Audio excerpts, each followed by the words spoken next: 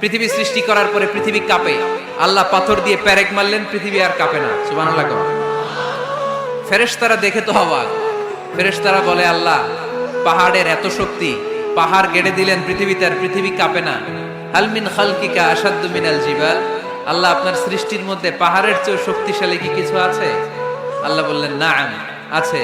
আল হাদিদ, লোহা। লোহা পাহাড়ের চেয়ে শক্তিশালী, কারণ লোহা পাহাড়ে মারলে পাহাড় ভেঙে যায়, ঠিক কিনা? ফেরেশতারা আরো অবাক, লোহা এত শক্তিশালী। হাল মিন খালকিকা আশাদ্দু মিনাল হাদিদ, আল্লাহ তাহলে লোহার চেয়ে শক্তিশালী মনে হয় কিছু নাই, আছে?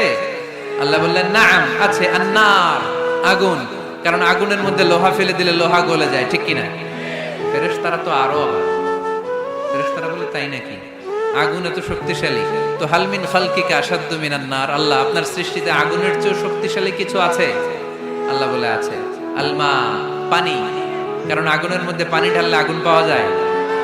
ফেরেশতারা তো এবার আরো অবাক, পানি এত শক্তিশালী, ওই পানি ঘট ঘট ঘট ঘট করে আমরা খাই, এত শক্তিশালী আল্লাহ। হাল মিন খালকিকা আশাদ্দু মিনাল মা, আপনার সৃষ্টিকুলের মধ্যে পানির চাইতে শক্তিশালী কি কিছু আছে?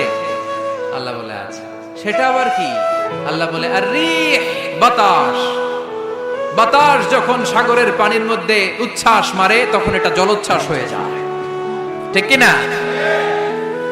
বাতাসের ধাক্কায় পানি জলোচ্ছ্বাস হয়ে এক জায়গা থেকে আরেক জায়গায় যায়।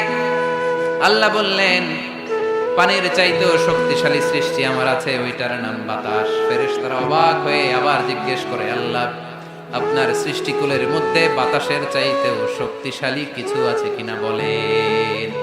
আল্লাহ বললেন, আছে। বাতাসের চাইতেও শক্তিশালী হলো আমার আশরাফুল মাখলুকাত মানুষ। মানুষ শক্তিশালী, ওই মানুষ যে মানুষ গোপনে দান করে।